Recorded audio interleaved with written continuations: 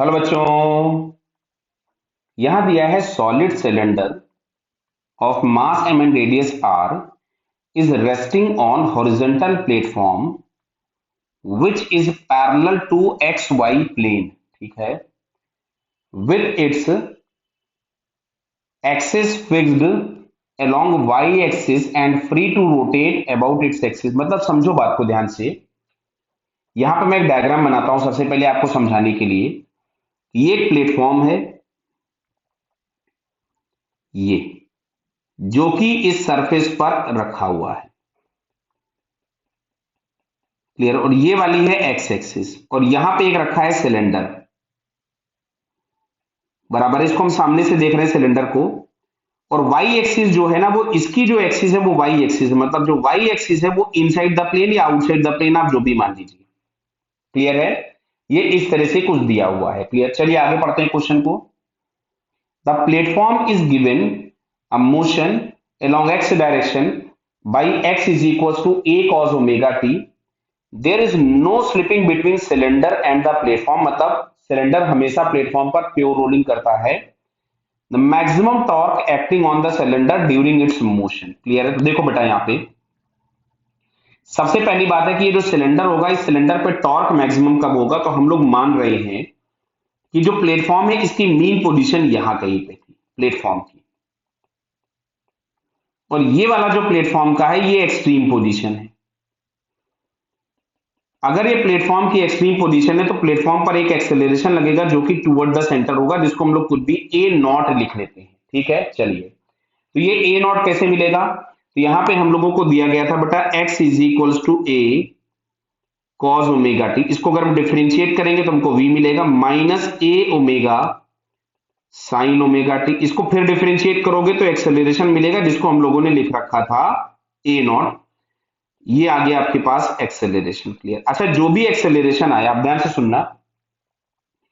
अगर हम इस प्लेटफॉर्म पे चढ़ गए, प्लेटफॉर्म पे क्यों चढ़ गए, क्योंकि आपको जो प्योर रोलिंग दिखेगी वो विद रेस्पेक्ट टू प्लेटफॉर्म ही दिखेगी, क्योंकि आपसे बोला गया है कि सिलेंडर प्लेटफॉर्म पे स्लिप नहीं होता है। तो अब अगर मैं फोर्सेस निकालूंगा तो सबसे पहला फोर्स नीचे mg है। इस सिलेंडर के सरफेस से एक लगेगा नॉर्मल। सिलेंडर पे चढ़ गए हो तो एक सूडो लग रहा होगा m इंटू ए नॉट इधर की तरफ में, और एक फ्रिक्शन लग रहा होगा पीछे की तरफ में fs। और तुमसे बोला है कि अगर हमको मैक्सिमम टॉर्क चाहिए तो मैक्सिमम टॉर्क के लिए हमको मैक्सिमम एक्सेलरेशन चाहिए, और मैक्सिमम एक्सेलरेशन इस एक्सट्रीम पोजीशन पर ही होगा। तो अब अगर मैं यहां पे इसका इक्वेशन लिखूं तो मैं इसकी इक्वेशन में क्या लिखूंगा, तो मैं ट्रांसलेशनल मोशन के लिए लिखूं तो मैं लिखूंगा M A naught minus F S is equals to M into A. ये आ गया आपके पास लीनियर इक्वेशन। फर्स्ट इक्वेशन हमने इसको लिख दिया लीनियर मोशन के लिए। अच्छा, एंगुलर मोशन के लिए लिखोगे एफ एस इंटू आर। क्यों भाई साहब, इस सेंटर के अबाउट ना तो ये सूडो टॉर्क देगा, ये नॉर्मल टॉर्क देगा, ना एमजी देगा। टॉर्क केवल और केवल कौन देगा, ये friction. Is equals to I into alpha. जरा हम आई चेक कर लेते हैं क्या दिया हुआ है।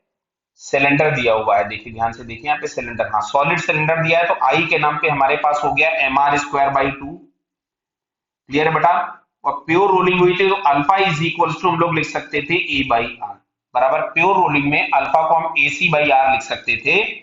और यहां से हम लोगों के पास आ गया ये एफ एस इंटू आर। तो एक आर से आर गया, इससे गया, तो ये आ गया F S is equals to M A by two. ये आ गया इक्वेशन नंबर 2।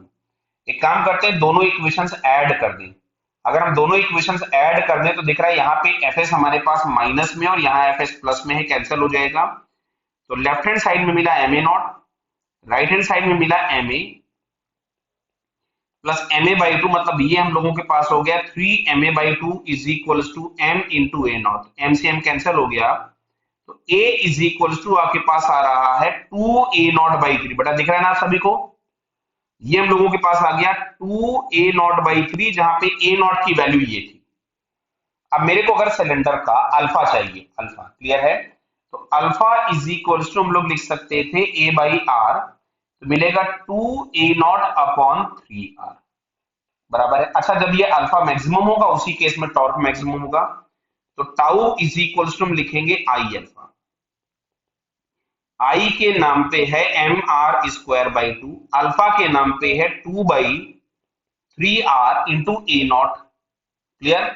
इस r से r कैंसिल कर दो, 2 से 2 कैंसिल कर दो, तो ये मिल रहा है mr/3 इंटू ए नॉट।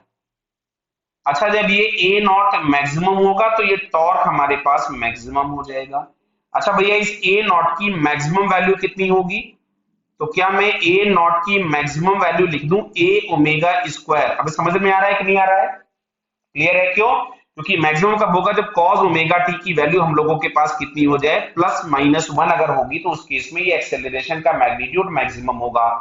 तो मैं यहाँ पे इसकी मैक्सिमम वैल्यू लिख देता हूं ए ओमेगा स्क्वायर। तो यहां से मिलता है mr/3 इंटू ए ओमेगा स्क्वायर। तो ये फाइनली हम लोगों के पास मैक्सिमम टॉर्क होगा।